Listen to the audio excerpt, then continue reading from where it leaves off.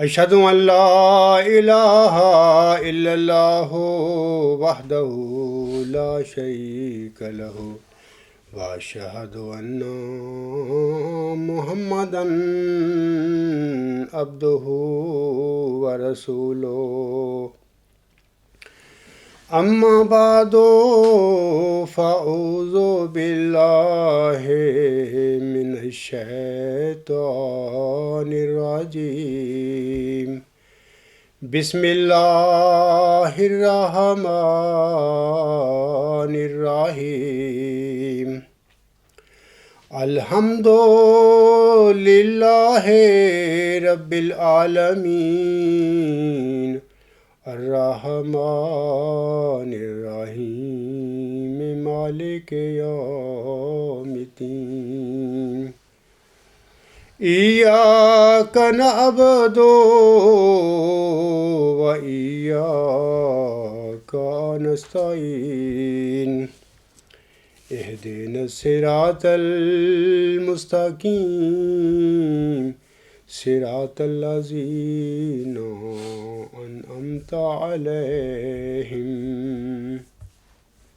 صراط الذين أنعمت عليهم غير المغضوب عليهم ولا الضالين أحل لكم ليلة الصيام الرفث إلى نسائكم هن لباس لكم وأنتم لباس لهن علم الله أنكم كنتم تختنون أنفسكم فتاب عليكم وعفا عنكم فالآن باشروهن وابتغوا ما كتب الله لكم وكلوا واشربوا حتى يتبين لكم الخيط الأبيض من الخيط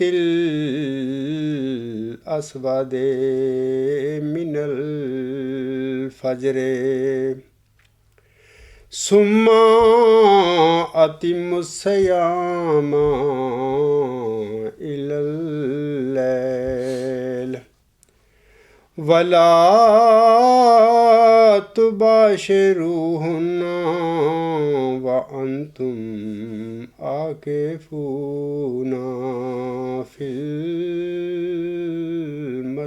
المساجد تلك حدود الله فلا تقربوها كذلك يبين الله آياته للناس لعلهم يتقون۔ یہ جو آیت میں نے اس وقت تلاوت کی ہے یہ سورۃ البقرہ کی آیت نمبر 188 ہے۔ سامعین کرام، اس وقت ہم رمضان المبارک کے دوسرے عشرہ میں داخل ہیں۔ آن حضرت صلی اللہ علیہ وآلہ وسلم نے رمضان المبارک کے دوسرے عشرہ کو عشرہ مغفرت فرمایا ہے۔ ماہ رمضان کے سلسلہ میں خاکسار کا آج تیسرا خطبہ ہے۔ ابتدائے اسلام میں جب رمضان کے روزوں کی فرضیت نازل ہوئی تو اس وقت جس طرح روزہ میں دن کو کھانے پینے اور جماعت سے بکلی اجتناب لازم تھا، اسی طرح رات کو بھی ان چیزوں سے پرہیز لازمی ہوتا تھا۔ ان دنوں میں صرف اس قدر اجازت تھی کہ غروب آفتاب کے وقت روزہ افطار کرنے کے بعد سے لے کر سو جانے تک کھانے پینے اور جماع کی اجازت تھی، لیکن ایک دفعہ سو جانے کے بعد اجازت نہیں تھی۔ اس تنگی کی وجہ سے بعض اوقات بعض اصحاب کرام رضی اللہ تعالی عنہم کو تکلیف اٹھانی پڑتی تھی۔ یہ جو میں نے اس وقت تلاوت کی ہے آیت سورۃ البقرہ کی آیت نمبر 188، اس آیت کے شان نزول کے سلسلے میں عرض ہے کہ ایک دفعہ حضرت قیس بن سرما انصاری رضی اللہ تعالی عنہ دن بھر کھیتی باڑی کا کام کر کے شام کو گھر واپس آئے۔ افطاری کے وقت انہوں نے بیوی سے کہا کہ کچھ کھانے کو ہے؟ آپ کو جواب ملا کہ گھر میں تو کھانے کے لیے کچھ بھی نہیں۔ بیوی صاحبہ رضی اللہ تعالی عنہا نے کہا کہ میں کہیں سے لاتی ہوں۔ وہ کھانا لینے چلی گئی، لیکن حضرت قیس رضی اللہ تعالی عنہ چونکہ کام کاج سے تھکے ہوئے تھے، انہیں نیند آ گئی۔ بیوی صاحبہ جب کھانا لے کر آئی تو دیکھا کہ ان کے خاوند تو سو چکے ہیں۔ صبح پھر روزہ رکھنا تھا۔ اب اگلے دن دوپہر کے وقت بھوک اور شدت ذوف سے وہ حضرت قیس بن سرما انصاری رضی اللہ تعالیٰ عنہ بے ہوش ہو گئے۔ یہ واقعہ آن حضرت صلی اللہ علیہ وآلہ وسلم کی خدمت میں بیان کیا گیا تو اس پر یہ آیت یعنی البقرہ کی آیت نمبر 188 نازل ہوئی تھی۔ ایک روایت میں یہ بھی ہے کہ ماہ رمضان میں اصحاب کرام رضی اللہ تعالی عنہم بیویوں کے پاس نہیں جاتے تھے، لیکن بعض لوگوں سے ایسے قصور ہو جایا کرتے تھے، تو اس پر یہ آیت نازل ہوئی، یعنی اس آیت کا اس پر پھر نزول ہوا۔ ایک اور روایت میں ہے کہ یہ قصور کئی اصحاب سے ہوا تھا، جن میں حضرت عمر بن خطاب رضی اللہ تعالی عنہ بھی شامل تھے۔ تو اس پر یہ آیت نازل ہوئی تھی کہ احل لکم لیلۃ الصیام الرفث الی نسائکم، تمہارے لیے ماہ سیام یعنی روزوں میں اپنی بیویوں سے ملنا حلال کیا گیا ہے، یعنی اب ماہ سیام میں تم رات کے وقت میاں بیوی اپنے ازدواجی تعلقات قائم کر سکتے ہو۔ سامعین کرام، اللہ تعالیٰ فرماتا ہے ہن لباس لکم وانتم لباس لہن، وہ تمہارا لباس ہیں اور تم ان کے لباس ہو۔ اللہ تعالیٰ نے مرد اور عورت کے ایک دوسرے کا لباس قرار دیا ہے۔ اس میں اللہ تعالیٰ اپنے بندوں کو نصیحت فرماتا ہے کہ تمہیں یعنی میاں بیوی کو ایک دوسرے کے لباس کی طرح ہونا چاہیے۔ اس سے مراد یہ ہے کہ نمبر 1 ایک دوسرے کی کمزوریوں کی پردہ پوشی کریں، نمبر 2 ایک دوسرے کے لیے زینت کا موجب بھی بنے، جیسا کہ اللہ تعالیٰ سورۃ الاعراف کی آیت نمبر 27 میں فرماتا ہے یا بنی آدم قد انزلنا علیکم لباس یواری سوآتکم وریشا ولباس التقوی ذالک خیر ذالک من آیات اللہ لعلہم یذکرون۔ اے بنی آدم، یقیناً ہم نے تم پر لباس اتارا ہے جو تمہاری کمزوریوں کو ڈھانپتا ہے اور زینت کے طور پر ہے، اور رہا تقوی کا لباس تو وہ سب لباسوں سے بہتر ہے۔ یہ اللہ کی آیات میں سے کچھ ہیں تاکہ وہ نصیحت پکڑے۔ نمبر 3 جو اس میں راز ہے یا پتہ کی بات ہے وہ یہ ہے کہ اور پھر جس طرح لباس سردی اور گرمی کی تکالیف سے انسانی جسم کے لیے حفاظت کا ذریعہ ہے، اسی طرح مرد اور عورت کو بھی دکھ سکھ اور تکالیف کے لمحات میں ایک دوسرے کے کام آنا چاہیے۔ پریشانی اور غموں کے عالم میں ایک دوسرے کے لیے دل جمعی اور سکون کا باعث بننا چاہیے۔ جیسا کہ اللہ تعالیٰ اسی سلسلے میں سورۃ النحل کی آیت نمبر 82 میں فرماتا ہے،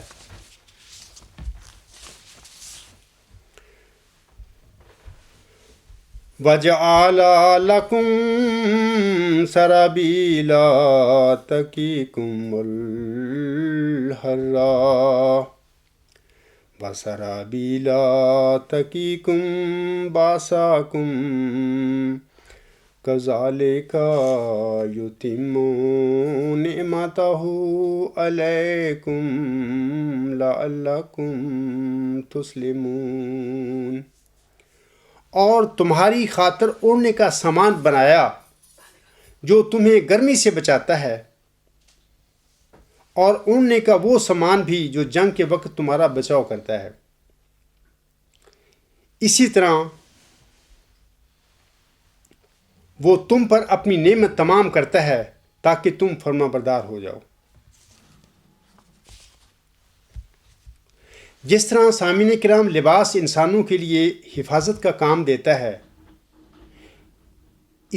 انہیں سردی اور گرمی کی تکلیف سے بچاتا ہے، اسی طرح میاں بیوی کو بھی ایک دوسرے کا محافظ ہونا چاہیے اور ایک دوسرے کی حفاظت کرنی چاہیے انہیں بھی۔ آگے اللہ تعالیٰ فرماتا ہے کہ عالم اللہ انکم کنتم تختنون انفسکم فتاب علیکم وعفا عنکم۔ اللہ تعالیٰ جانتا ہے کہ تم اپنے نفسوں میں حق تلفی کرتے ہو، پس وہ تم پر رحمت کے ساتھ جھکا اور تم سے درگزر کی۔ مطلب یہ ہے کہ اللہ تعالیٰ کو معلوم تھا کہ اگر ماہ رمضان کی راتوں میں حرمت جماع کا حکم باقی رکھا گیا تو تم پر اس حکم کی اطاعت مشکل ہو جائے گی، لہٰذا اللہ تعالیٰ نے ان راتوں میں حرمت جماع کا حکم اٹھا لیا اور بوقت شب بیوی سے مباشرت کی اجازت دے دی۔ پھر فرمایا کہ فَالْأَنَا بَاشِرُوهُنَّ وَابْتَغُوا مَا كَتَبَ اللَّهُ لَكُمْ۔ لہذا اب بے شک ان کے ساتھ ازدواجی تعلقات قائم کرو اور جو کچھ اللہ نے تمہارے لیے مقدر کر رکھا ہے اس کے لیے کوشش کرو۔ یعنی اب اجازت ہے کہ ماہ رمضان کی راتوں میں اپنی بیویوں سے مباشرت کرو اور خدا تعالیٰ نے جو فضل تمہاری قسمت میں لکھا ہوا ہے اس کی تلاش کرو، اس کی جستجو کرو۔ اس ایت سے یہ بھی پتہ چلتا ہے سامعین کرام کہ مباشرت سے جنسی تسکین کے علاوہ سب سے بڑا مقصد اللہ تعالیٰ نے انسانوں کے لیے افزائش سے نسل ٹھہرایا ہے۔ پھر اللہ تعالیٰ فرماتا ہے وَكُلُوا وَاشْرَبُوا حَتَّى يَتَبَيَّنَ لَكُمُ الْخَيْطُ الْأَبْيَضُ مِنَ الْخَيْطِ الْأَسْوَدِ مِنَ الْفَجْرِ۔ پھر کھاؤ اور پیو یہاں تک کہ صبح کی سفید دھاری سیاہ دھاری سے الگ نظر آئے۔ ثُمَّ أَتِمُّوا الصِّيَامَ إِلَى اللَّيْلِ۔ پھر روزے کو رات تک پورا کرو۔ اللہ تعالیٰ نے فرمایا ہے کہ اب تم کو مباشرت کے علاوہ رات کو کھانے اور پینے کی بھی اجازت ہے۔ اس آیت میں اللہ تعالیٰ نے مباشرت، کھانے اور پینے تینوں چیزوں کی غایت اور حد بندی بیان فرما دی کہ جس حد تک یہ تینوں کام جائز ہیں۔ صحیح بخاری میں حضرت سہل بن سعد رضی اللہ تعالیٰ عنہ سے روایت ہے کہ جب تک من الفجر کا لفظ نازل نہیں ہوا تھا تو بعض لوگوں نے اپنے پاؤں میں سفید اور سیاہ دھاگے باندھنے شروع کر دیے، اور جب تک سفیدی اور سیاہی میں تمیز نہ ہوتی تھی تو وہ کھاتے پیتے رہتے تھے۔ پھر جب من الفجر کا لفظ نازل ہو گیا تو پھر اس سے معلوم ہو گیا کہ اس سے مراد رات سے دن ہے۔ اسی طرح مسند احمد میں حضرت عدی بن حاتم رضی اللہ تعالیٰ عنہ کے حوالہ سے ایک دلچسپ روایت آئی ہے۔ وہ اس طرح ہے کہ انہوں نے سیاہ اور سفید دو دھاگے اپنے تکیہ کے نیچے رکھ لیے، اور جب تک ان دھاگوں میں تمیز نہ ہوتی تو وہ کھاتے پیتے رہتے۔ ایک صبح آپ رضی اللہ تعالیٰ عنہ نے آن حضرت صلی اللہ علیہ وآلہ وسلم سے اس کا ذکر کیا تو آپ نے فرمایا اے عدی تیرا تکیہ بڑا چوڑا ہے۔ اس سے مراد تو صبح کی سفیدی کا رات کی سیاہی سے ممتاز ہونا ہے۔ حضور صلی اللہ علیہ وآلہ وسلم کے قول سے مراد یہ تھی کہ اس ایت میں سفید اور سیاہ دھاگوں سے مراد دن کی سفیدی اور رات کی تاریکی ہے۔ اگر تیرے تکیے کے نیچے یہ دونوں آ جاتی ہیں، یعنی دن کی سفیدی اور رات کی تاریکی، تو پھر تیرے تکیے کی لمبائی چوڑائی گویا مشرق اور مغرب تک ہے۔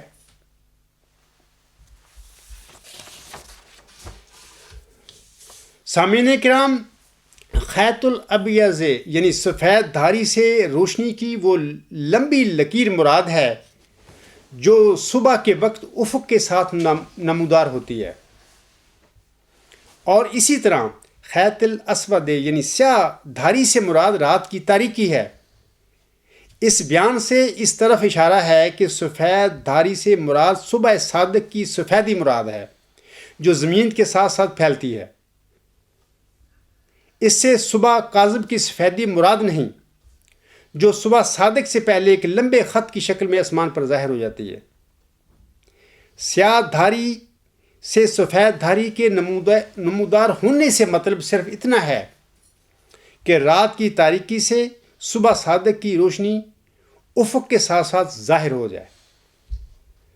بس اس حد تک طلوع صبح صادق تک مباشرت اور کھانا پینا جائز ہے۔ پہلے روزے کی ابتدا بیان کی سامعین کرام اللہ تعالیٰ نے، اب یہاں اس کی غایت کا ذکر ہے، یعنی صبح صادق سے لے کر رات کی ابتدا یعنی مغرب تک روزہ پورا کرو۔ رات کی ابتدا یعنی کہ مغرب جب ہوتی ہے، سورج غروب ہوتا ہے، اس وقت شروع ہو جاتی ہے۔ اس سے پتہ ملتا ہے کہ رات روزہ میں داخل نہیں، اور رات غروب آفتاب سے شروع ہوتی ہے، لہذا غروب آفتاب کے ساتھ ہی روزہ ختم ہو جاتا ہے۔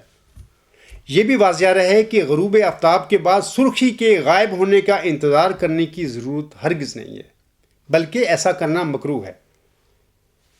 آگے اللہ تعالیٰ فرماتا ہے کہ وَلَا تُبَاشِرُوهُنَّ وَأَنْتُمْ عَاكِفُونَ فِي الْمَسَاجِدِ، اور جب تک مساجد میں اعتکاف میں ہو تو اپنی بیویوں سے ازدواجی تعلقات ہرگز قائم نہ کرو۔ اس ایت میں سامعین کرام اعتکاف کا حکم بیان فرمایا ہے اللہ تعالیٰ نے، یعنی ویسے روزوں میں رات کے وقت بیوی سے مباشرت جائز ہے، لیکن اعتکاف کی صورت میں رات کو بھی مباشرت جائز نہیں۔ اگر رات کے وقت معتکف نے بیوی سے صحبت کر لی تو اس سے اس کا اعتکاف باطل ہو گیا۔ اب میں تھوڑے سے اعتکاف کے مسائل کے متعلق کچھ عرض کرنا چاہتا ہوں۔ فقہ حنفیہ کے مطابق نمبر 1، رمضان المبارک کے آخری عشرہ میں کسی ایسی مسجد میں اعتکاف بیٹھنا سنت مؤکدہ ہے جس میں 5 نمازیں باجماعت پڑھی جاتی ہیں۔ نمبر 2، اور یہ بھی واضح رہے کہ اگر ایک محلہ میں ایک آدمی اعتکاف بیٹھ جائے تو دوسروں سے اعتکاف ساقط ہو جاتا ہے، کیونکہ یہ سنت کفایہ ہے۔ نمبر 3، اعتکاف کے لیے مسجد اور روزہ شرط ہے۔ نمبر 4، اعتکاف کی حالت میں طبعی حاجات مثلا کھانا پینا اور قضاء حاجت کے بغیر مسجد سے نکلنا جائز نہیں، لیکن بعض شرعی ضروریات کے لیے مسجد سے باہر جانا جائز ہے۔ مثال کے طور پر اگر اعتکاف والی مسجد میں جمعہ نہ ہوتا ہو تو بغرض جمعہ دوسری مسجد میں جانا جائز ہے۔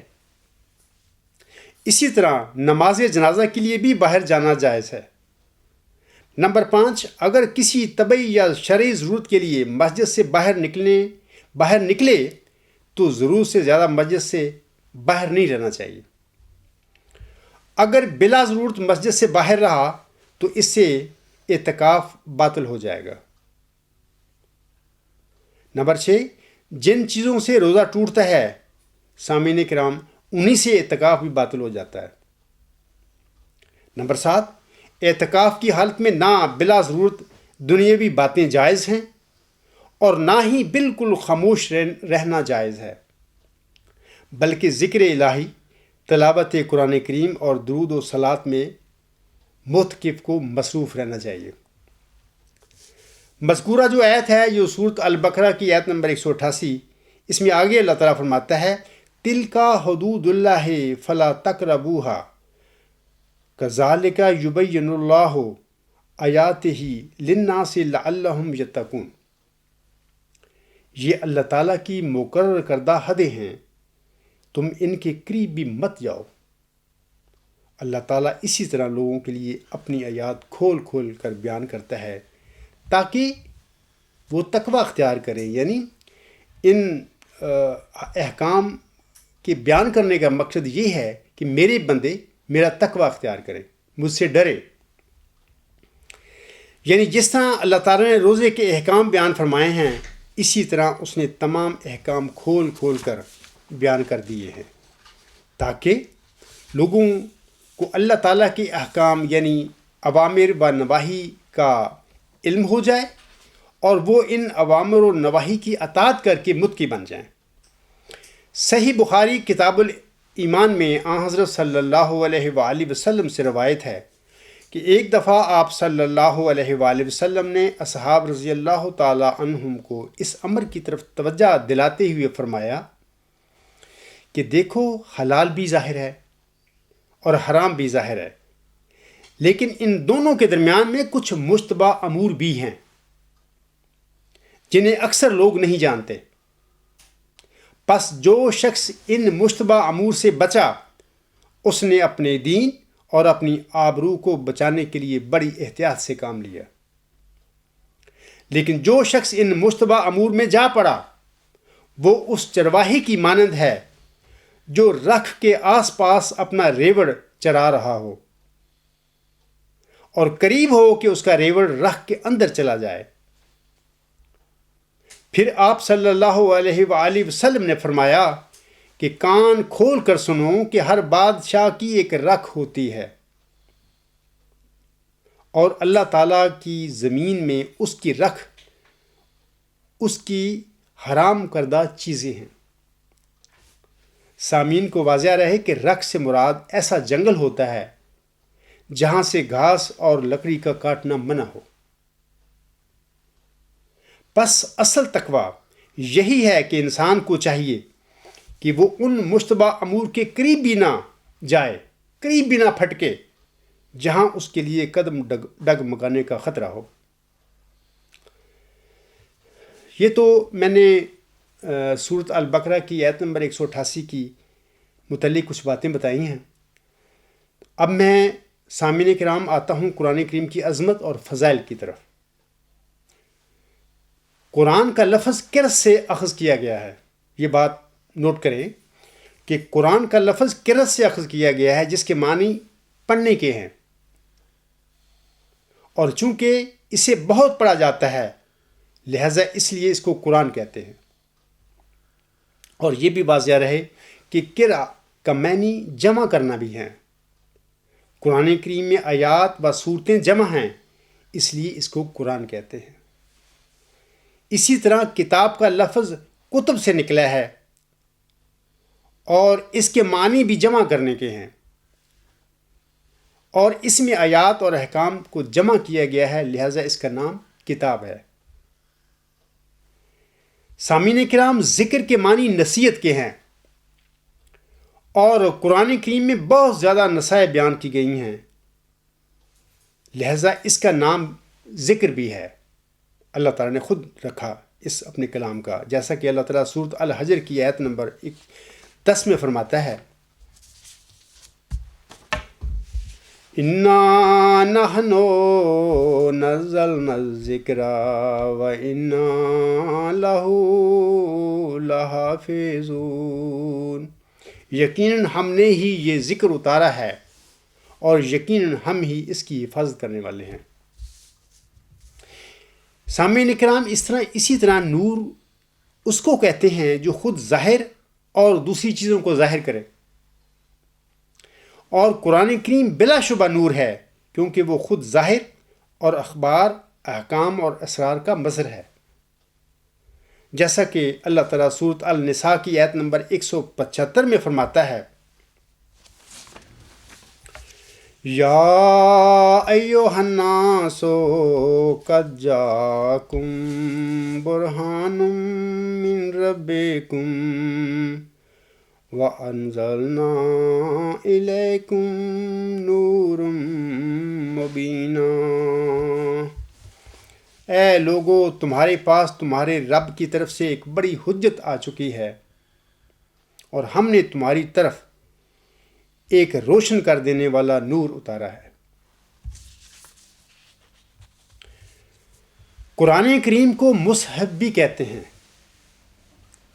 اور صحیفہ چرمی ٹکڑے یا کاغذ کے ورق کو کہتے ہیں۔ چرم ہوتا ہے، یہ جو لیدر ہوتا ہے اس کو چرم کہتے ہیں عربی میں نا، چمڑا اردو میں ہم کہیں گے، تو اس کاغذ کے ورق کو بھی کہتے ہیں صحیفہ۔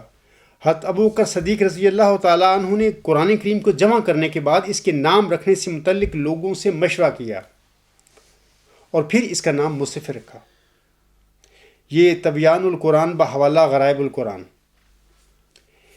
سامعین کرام، اب میں آپ لوگوں کو بتانا چاہتا ہوں کہ وحی کیا ہے۔ بنیادی طور پر وحی کی دو قسمیں ہیں۔ نمبر 1 وحی مطلع، نمبر 2 وحی غیر مطلع۔ حضرت صلی اللہ علیہ وآلہ وسلم پر جو وحی الفاظ کی شکل میں نازل ہوتی تھی وہ وحی مطلع ہے، اور یہی قرآن کریم ہے۔ اور جب آپ صلی اللہ علیہ وآلہ وسلم پر صرف معانی نازل ہوتے تھے تو وہ وحی غیر مطلع کہلاتی تھی، اور اسی کو حدیث سے نبی صلی اللہ علیہ وسلم کہتے ہیں۔ یعنی یہ جو جتنی بھی صحیح حدیثیں ہیں یا ان کا مجموعہ ہے، یہ سارا وحی غیر مطلع ہے۔ علامہ سہیلی نے نزول وحی کی سامعین کرام 7 صورتیں بتائی ہیں، میں آپ لوگوں کو پڑھ کر سناتا ہوں۔ نمبر 1، حضرت صلی اللہ علیہ وآلہ وسلم کو نیند میں کوئی واقعہ دکھایا جاتا۔ نمبر 2، گھنٹی کی آواز کی شکل میں آپ کے پاس وحی آتی تھی۔ نمبر 3، حضرت صلی اللہ علیہ وآلہ وسلم کے قلب مصفح پر کوئی معنی القاء کیے جاتے۔ نمبر 4، حضرت صلی اللہ علیہ وآلہ وسلم کے پاس فرشتہ انسانی شکل میں آتا۔ نمبر 5، حضرت جبرائیل علیہ السلام حضرت صلی اللہ علیہ وآلہ وسلم کے پاس اپنی اصلی صورت میں آتے۔ نمبر 6، اللہ تعالیٰ آپ صلی اللہ علیہ وآلہ وسلم سے یا تو بیداری میں اور یا پھر پردہ کی اوٹ میں ہم کلام ہوتے، جیسا کہ اللہ تعالیٰ سورۃ شورا کی آیت نمبر 52 میں فرماتا ہے، وَمَا كَانَ لِبَشَرٍ أَن يُكَلِّمَهُ اللَّهُ إِلَّا وَحْيًا أَوْ مِن وَرَاءِ حِجَابٍ أَوْ يُرْسِلَ رَسُولًا فَيُوحِيَ بِإِذْنِهِ مَا يَشَاءُ إِنَّهُ عَلِيٌّ حَكِيمٌ۔ اللہ تعالیٰ اس آیت میں فرماتا ہے، اور کسی انسان کے لیے ممکن نہیں کہ اللہ اس سے کلام کرے مگر وحی کے ذریعہ یا پردے کے پیچھے سے، یا کوئی پیغام رساں بھیجے جو اس کے اذن سے جو وہ چاہے وہی کرے۔ یقیناً وہ بلند شان اور بڑی حکمت والا ہے۔ نمبر 7، حضرت اسرافیل علیہ السلام کی وحی۔ شعبی سے روایت ہے کہ نبی صلی اللہ علیہ وآلہ وسلم کو حضرت اسرافیل کے سپرد کیا گیا، اور وہ 3 سال تک نبی صلی اللہ علیہ وآلہ وسلم کو دیکھتے رہے اور آپ کے پاس وحی لاتے رہے۔ پھر حضرت صلی اللہ علیہ وآلہ وسلم کو حضرت جبرائیل علیہ السلام کے سپرد کر دیا گیا۔ البتہ واقدی وغیرہ نے اس کا انکار کیا ہے اور کہا ہے کہ حضرت جبرائیل علیہ السلام کے علاوہ حضرت صلی اللہ علیہ وآلہ وسلم کو کسی اور فرشتہ کے سپرد کیا نہیں گیا تھا۔ عمدۃ القاری، وہاں پر یہ حوالہ لوگ پڑھ سکتے ہیں۔ اللہ تعالیٰ نے سامعین کرام خاتم الانبیاء حضرت رسول اکرم صلی اللہ علیہ وآلہ وسلم کے قلب انور پر قرآن مجید کو بعد اعلان نبوت بعمر 40 سال سے آپ کی وفات تک، یعنی 23 سال کی مدت میں نازل فرمایا۔ دنیا کا کوئی فرد اگر اس کے پاس سارے وسائل مہیا ہو جائیں تب بھی وہ قرآن مجید کی ایک آیت جیسی بھی آیت قیامت تک بنا نہیں سکتا۔ انسان کی بنائی چیز کی نقل اور مثال بنائی جا سکتی ہے، لیکن خدا کے بنائے ہوئے مچھر کا ایک پر بھی، خدا کی بنائی ہوئی مکھی کی ایک پاؤں بھی کوئی انسان نہیں بنا سکتا۔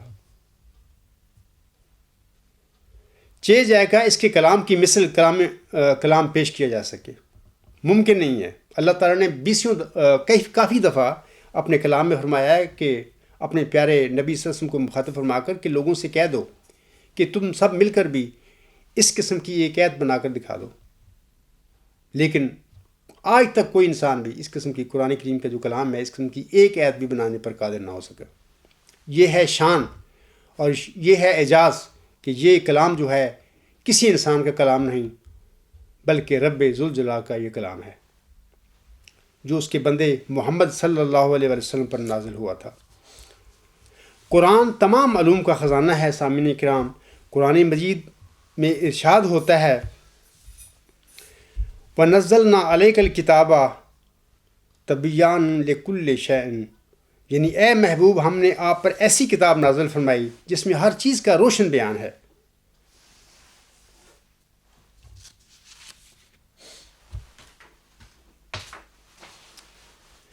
اسی طرح اللہ تعالیٰ کی حکمت کا یہ تقاضا تھا کہ سابقہ آسمانی کتابوں میں تحریف و تبدل ہو جانے کے بعد دنیا میں قیامت تک وحی الہی صرف قرآن مجید کی صورت میں باقی اور محفوظ رہے۔ یہ بھی اللہ تعالیٰ کا اپنا ارادہ تھا۔ گزشتہ شریعتیں منسوخ ہو گئیں اور اللہ تعالیٰ نے قیامت تک کے لیے صرف شریعت محمدی اور دین اسلام کے واجب القبول ہونے کا اعلان فرما دیا۔ تاریخ انسانی میں سابقہ امتوں میں سے کسی امت نے بھی آسمانی کتاب سے ایسا تعلق نہیں رکھا جیسا کہ امت محمدیہ کا قرآن مجید سے تعلق ہے۔ کوئی آسمانی کتاب حفظ نہیں کی جاتی۔ یہ اعزاز و فضیلت صرف قرآن مجید کو حاصل ہے کہ ایک مسلم قوم سارا قرآن حفظ کر لیتی ہے، اور ماہ رمضان کریم میں قرآن پاک کی تلاوت اور اس پر عمل کرنے کے مناظر جو ہیں وہ دیکھنے سے تعلق رکھتے ہیں۔ اے کاش ہم اس جذبہ و شوق کو دیگر مہینوں میں بھی جلا بخشیں۔ دیگر انبیاء کو معجزات حسیہ عطا کیے گئے تھے، اور ہمارے آقا و مولا صلی اللہ علیہ وآلہ وسلم کو معجزات حسیہ کے علاوہ معجزہ روحیہ اور عقلیہ یعنی قرآن کریم عطا ہوا ہے۔ قرآن مجید کا یہ اعجاز ہے کہ اس کے اسرار قیامت تک اہل فکر پر منکشف ہوتے رہیں گے۔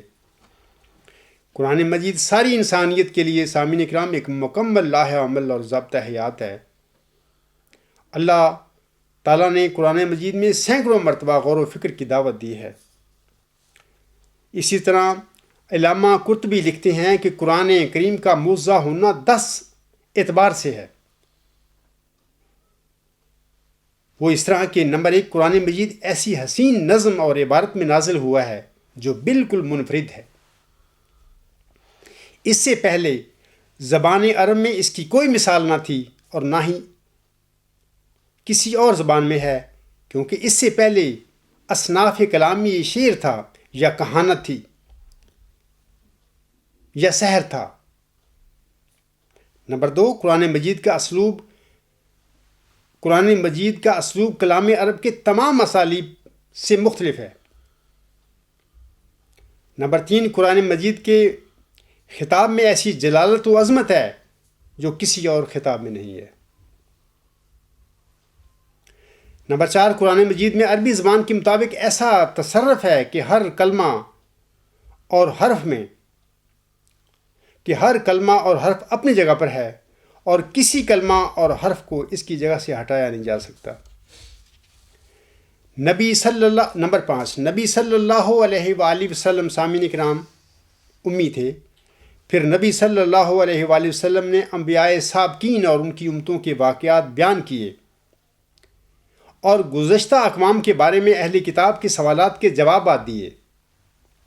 انہوں نے چیلنج کے طور پر آپ سے اصحاب کہف، حضرت موسیٰ اور اسی طرح حضرت ذوالقرنین اور حضرت خضر علیہ السلام کا ماجرا وغیرہ پوچھا۔ اس زمانے میں، عاصم کے زمانے میں، یہودیوں نے اور عیسائیوں نے، تو آپ نے ان کا صحیح واقعہ بیان فرمایا۔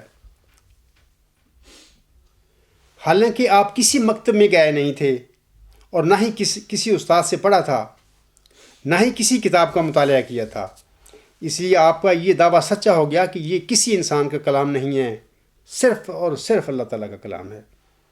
نمبر 6، قرآن مجید کے وعدوں کا سچا اور پورا ہونا مشاہدہ میں آ چکا ہے۔ نمبر 7، قرآن کریم نے مستقبل کے واقعات کے متعلق ایسی خبریں دی ہیں جن کو وحی کے سوا جاننے کا اور کوئی ذریعہ نہیں ہے۔ نمبر 8، قرآن مجید میں حلال اور حرام اور دیگر احکام شرعیہ کا بیان ہے جو نوع انسانی کے لیے مکمل دستور حیات ہے۔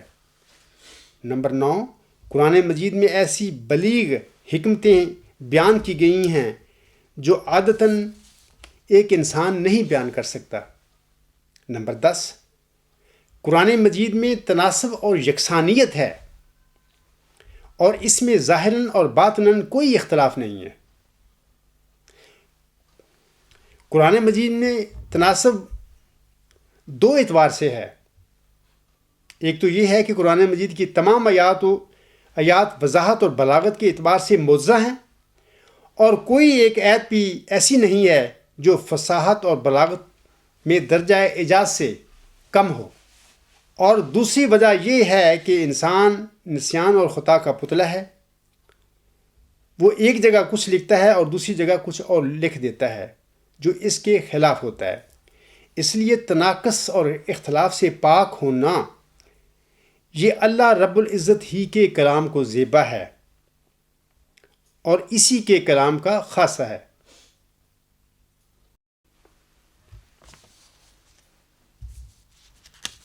میں نے سامعین کرام کہیں بر صغیر کے کسی بزرگ کے متعلق پڑھا ہے کہ وہ کہا کرتے تھے کہ قرآن کریم کی اسی وقت سمجھ آ سکتی ہے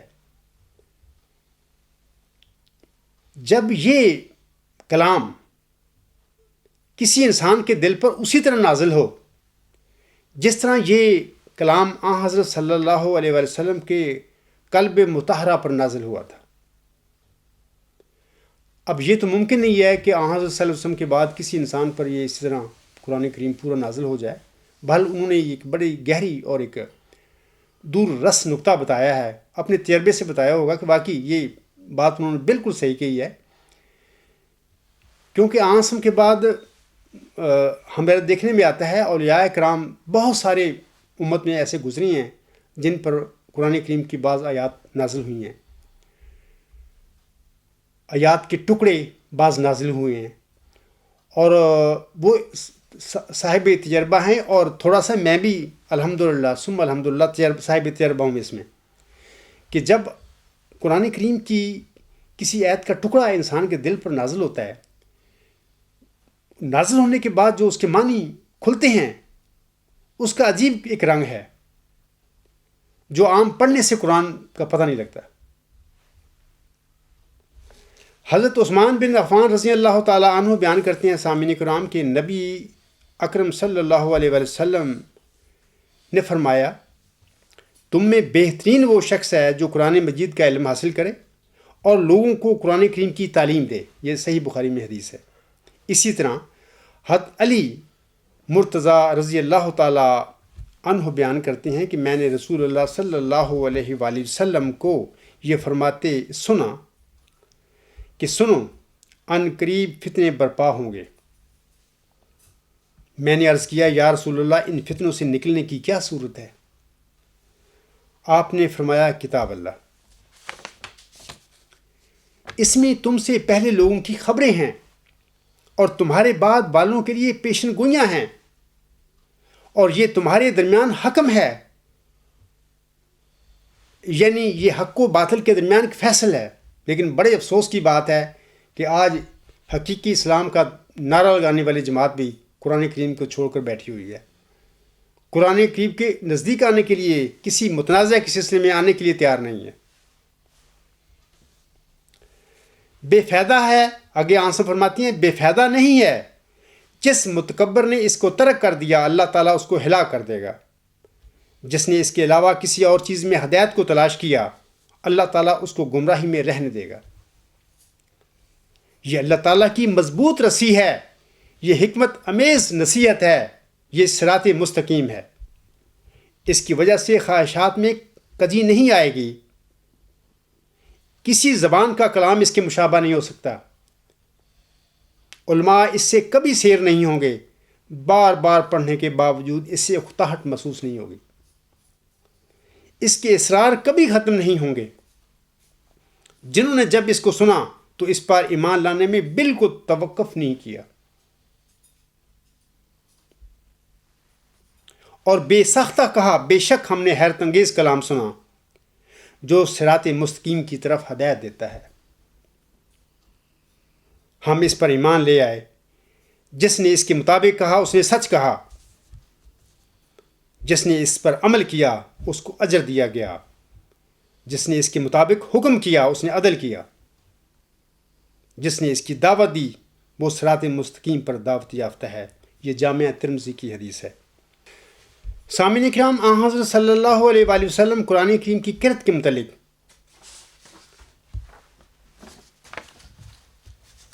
اس طرح ارشاد فرماتے ہیں،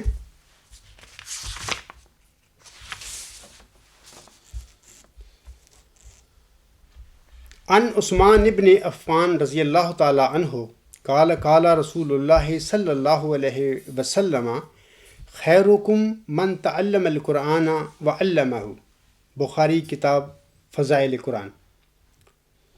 حضرت عثمان بن عفان رضی اللہ تعالی عنہ بیان کرتے ہیں کہ آن حضرت صلی اللہ علیہ وآلہ وسلم نے فرمایا تم میں سے بہتر وہ ہے جو قرآن کریم سیکھتا اور دوسروں کو سکھاتا ہے۔ اسی طرح بخاری کتاب الفضائل کی ایک اور حدیث ہے، حضرت رافع بن معلّہ رضی اللہ تعالیٰ عنہ بیان کرتے ہیں کہ آن حضرت صلی اللہ علیہ وآلہ وسلم نے مجھے فرمایا کیا میں تجھے مسجد سے نکلنے سے پہلے پہلے قرآن مجید کی سب سے بڑی صورت نہ سکھاؤں؟ پھر آپ صلی اللہ علیہ وآلہ وسلم نے میرا ہاتھ پکڑا۔ جب ہم باہر نکلنے لگے تو میں نے عرض کیا اے اللہ کے رسول صلی اللہ علیہ وآلہ وسلم، آپ نے قرآن کریم کی سب سے بڑی صورت مجھے سکھانے کے متعلق فرمایا تھا۔ اس پر آپ نے کہا یہ صورت الحمد ہے، یہ سب مسانی ہے، یعنی اس کی 7 آیتیں بار بار نازل ہوئیں اور بار بار پڑھی جائیں گی، یہی وہ قرآن عظیم ہے جو مجھے دیا گیا ہے۔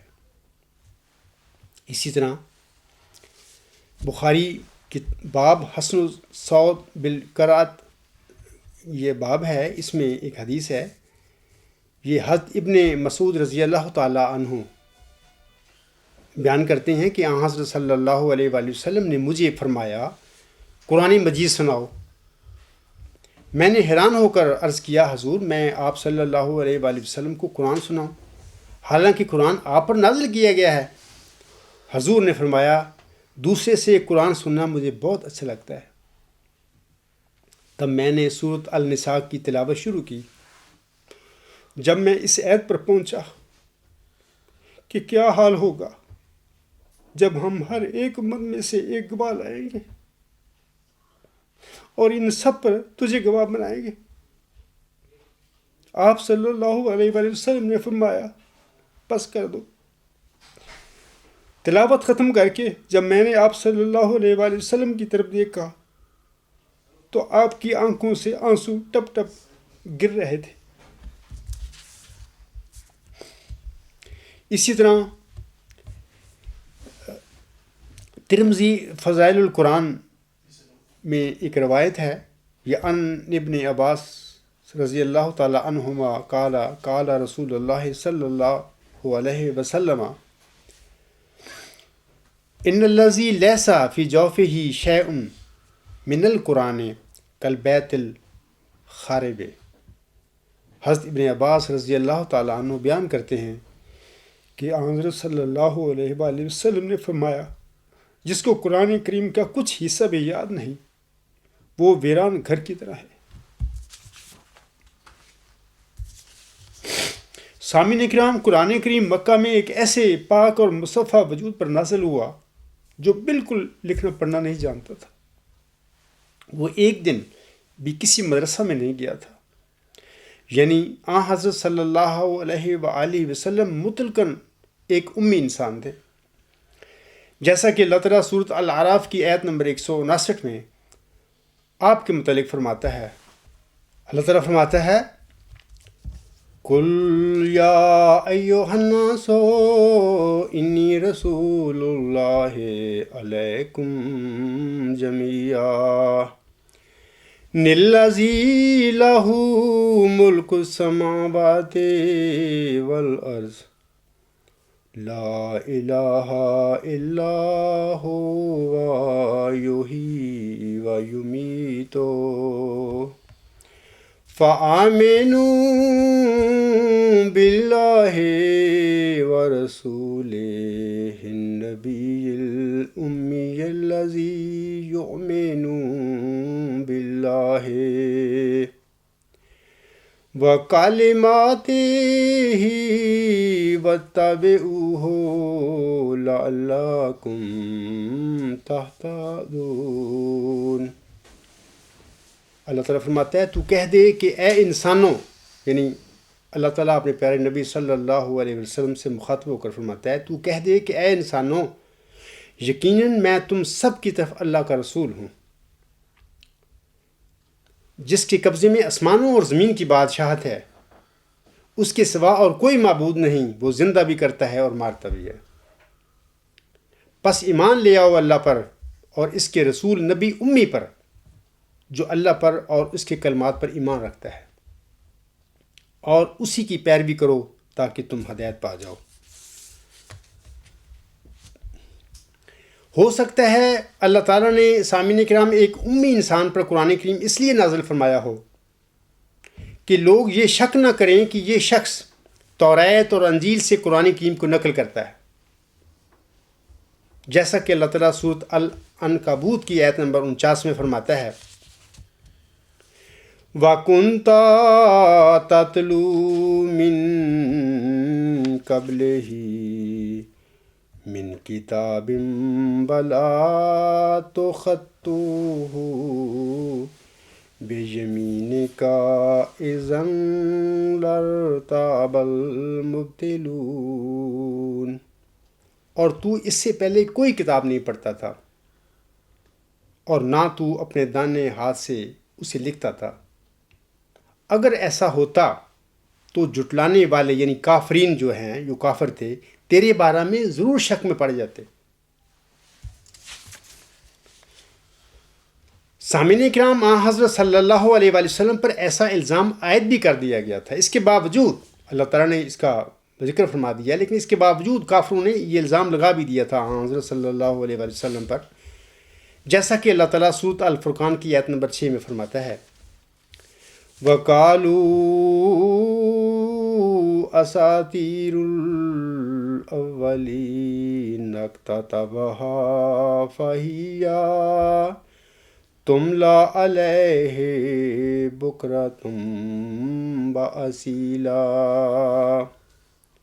اللہ تعالیٰ فرماتا ہے، اور انہوں نے کہا، یعنی منکرین نے، کہ پہلے لوگوں کی کہانیاں ہیں، اساطیر الاولین، جو اس نے لکھوا لیے ہیں، پس یہ صبح شام اس پر پڑھی جاتی ہیں۔ قرآن کریم میں سورۃ النحل میں اللہ تعالیٰ نے کافروں کے اس الزام کا رد فرماتے ہوئے فرمایا ہے کہ جس انسان کے متعلق تم یہ سمجھتے ہو کہ وہ آن حضرت صلی اللہ علیہ وآلہ وسلم کو قرآن کریم لکھ کر دیتا ہے، وہ تو عجمی ہے، جبکہ یہ قرآن تو عربی زبان میں اترا ہے۔ لہٰذا ایک عجمی کسی کو عربی میں کس طرح لکھ کر دے سکتا ہے؟ جیسا کہ اللہ تعالیٰ سورۃ النحل کی آیت نمبر 104 میں فرماتا ہے،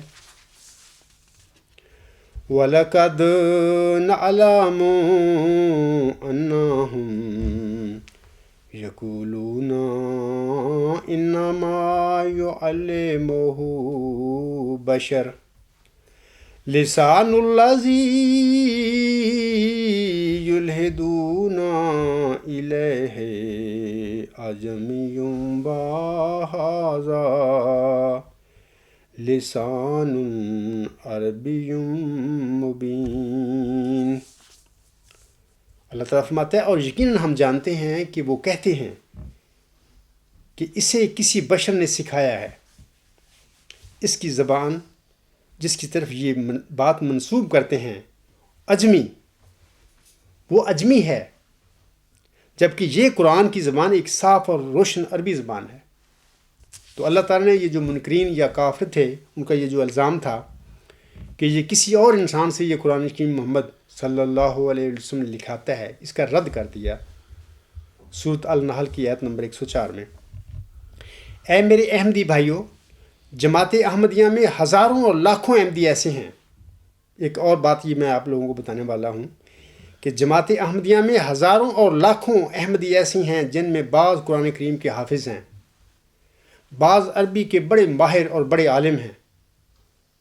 اسی طرح میں آپ لوگوں سے کہتا ہوں کہ کیا یہ بھی ایک عجیب حسن اتفاق نہیں ہے کہ اللہ تعالیٰ نے دین اسلام یا جماعت احمدیہ میں موعود ذکی غلام مسیح الزماں یعنی بطور مسلم موعود اور موعود مسیح عیسیٰ ابن مریم اس احمدی کو چنا ہے،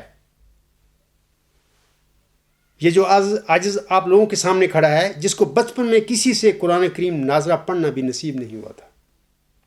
اور میں سمجھتا ہوں کہ جس طرح اللہ تعالیٰ نے جان بوجھ کر مکہ میں ایک ایسے انسان پر قرآن کریم جیسی عظیم الہامی کلام نازل فرمایا تھا جو بالکل امی تھا، حالانکہ مکہ میں اور پڑھے لکھے لوگ بھی تھے، وہ بھی ابراہیم علیہ السلام کی نسل میں سے ہی وہ تھے وہ سارے، لیکن اللہ تعالیٰ نے اپنے خاتم النبیین بنانے کے لیے، اپنی ایک کامل شریعت نازل کرنے کے لیے ایک ایسے انسان کو چنا جو بالکل امی تھا، ایک دن بھی اسکول نہیں گیا تھا، وہ لکھنا پڑھنا بھی نہیں جانتا تھا۔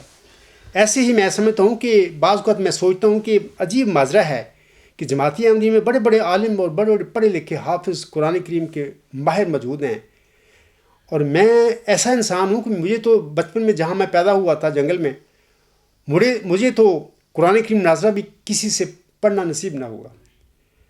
تو میں بعض کو سمجھتا ہوں کہ یہ بھی یقیناً اس غرض کے لیے ہے کہ تاکہ یہ جو میں باتیں کہتا ہوں، جو علم دیتا ہوں لوگوں کو، یہ جو میسج میں اللہ تعالیٰ کا لوگوں تک پہنچا رہا ہوں، کہ اس میسج میں لوگ یہ شک نہ کریں کہ میں کوئی پڑھا لکھا انسان تھا، کوئی مربی تھا یا مولوی تھا یا کسی مولوی کے گھر میں پیدا ہوا تھا یا کسی بڑے امام مسیح موعود کے گھر میں پیدا ہوا تھا۔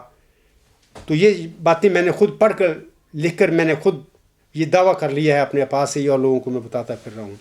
ان باتوں کی، ان بسسوں کی تردید کے لیے میں سمجھتا ہوں کہ اللہ تعالیٰ نے محمد عربی صلی اللہ علیہ وسلم کی طرح جماعت احمدیہ میں بھی موعود مسلم بنانے کے لیے، موعود ذکی غلام مسیح الزماں بنانے کے لیے، یا آن حضرت صلی اللہ علیہ وآلہ وسلم کی عظیم و شان پیش گوئی جو ہے موعود مسیح عیسیٰ ابن مریم کے نزول کے بارے میں، اس کا مصداق بنانے کے لیے بھی جماعت احمدیہ میں سے اللہ تعالیٰ نے اس انسان کو چنا جس کو کسی انسان سے قرآن کریم ناظرہ بھی پڑھنا نصیب نہ ہوگا۔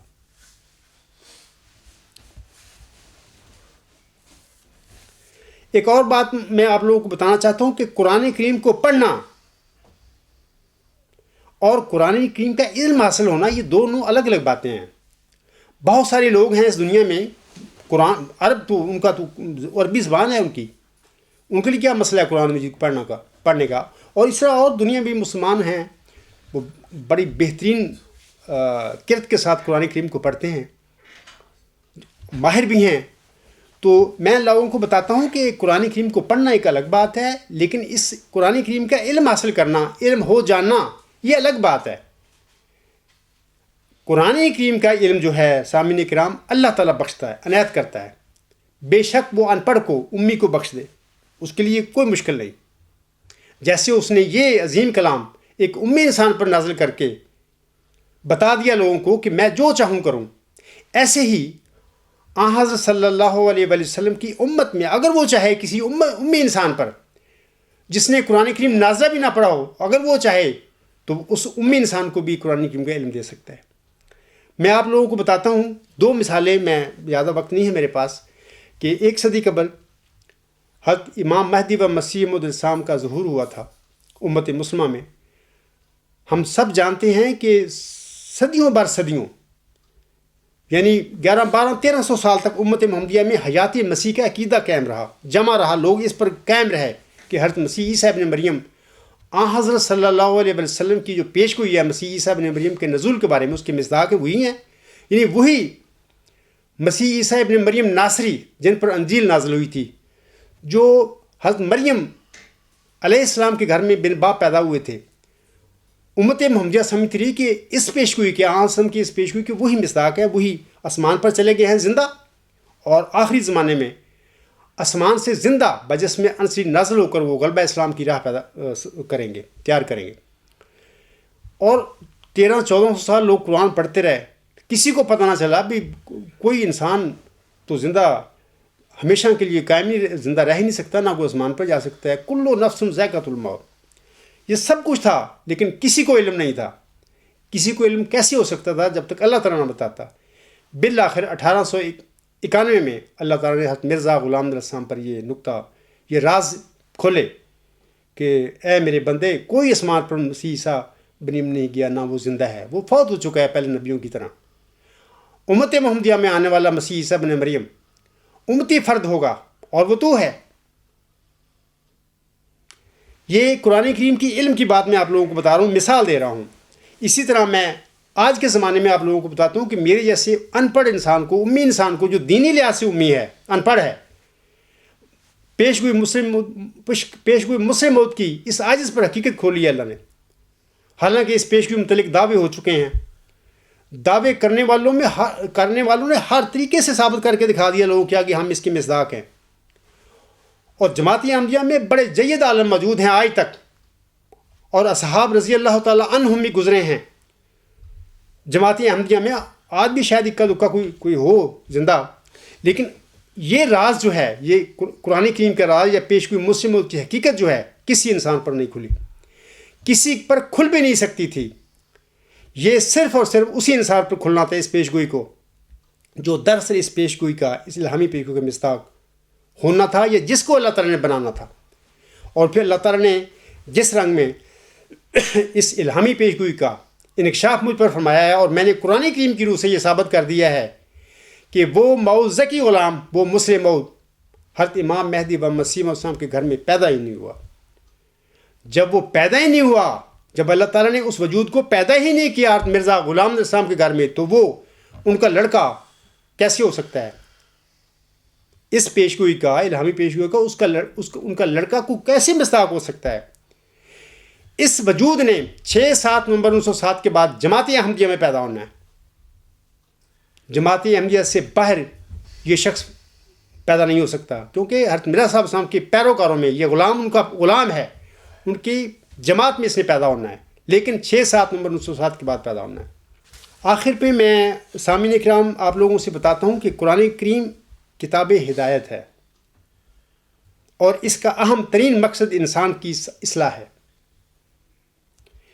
ہوا و ہبت سے دل کو صاف کر کے اسے انوار ربانی کی جلوہ گاہ بنانا ہے۔ انانیت و غرور، تمرد و سرکشی کی بے کنی کر کے انسان کو اپنے مالک حقیقی کی اطاعت کا عادی بنانا ہے۔ وہ عرب جن کو انسانیت سے دور کا بھی واسطہ نہیں تھا، اور وہ جو کفر و شرک اور جہالت و گمراہی کے پیکر تھے اور اس میں ڈوبے ہوئے تھے، قرآن کریم کی تاثیر اور صاحب قرآن صلی اللہ علیہ وآلہ وسلم کی برکت سے وہ کیا سے کیا بن گئے۔ اگر اب بھی ہم قرآن کریم کی تعلیمات کو پوری طرح اپنا لیں تو ساری دنیا میں اپنا کھویا ہوا مقام واپس لا سکتے ہیں انشاءاللہ۔ یہ قرآن کریم سے دوری ہی کا نتیجہ ہے کہ ہم سے عزت چھین لی گئی،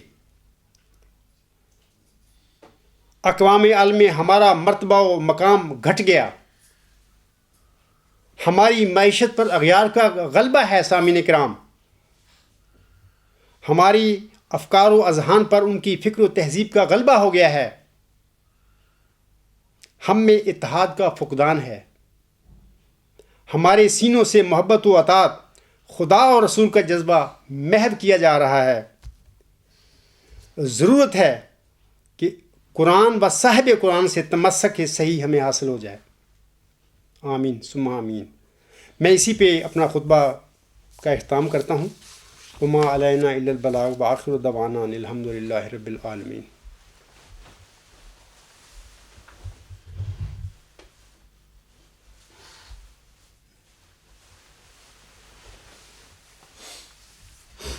الحمد للہ نحمده ونستعینه ونستغفره ونؤمن به ونتوکل علیہ ونعوذ باللہ من شرور انفسنا ومن سیئات اعمالنا من يهده الله فلا مضل له ومن يضلله فلا هادي له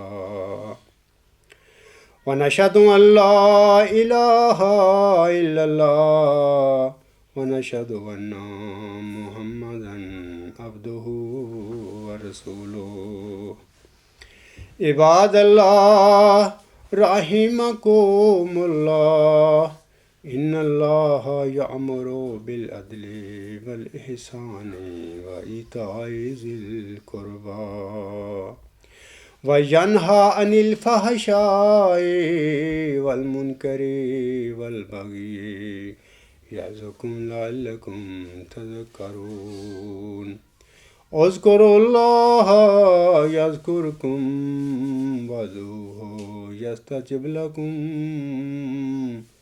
وَلَذِكْرُ اللَّهِ أَكْبَرُ۔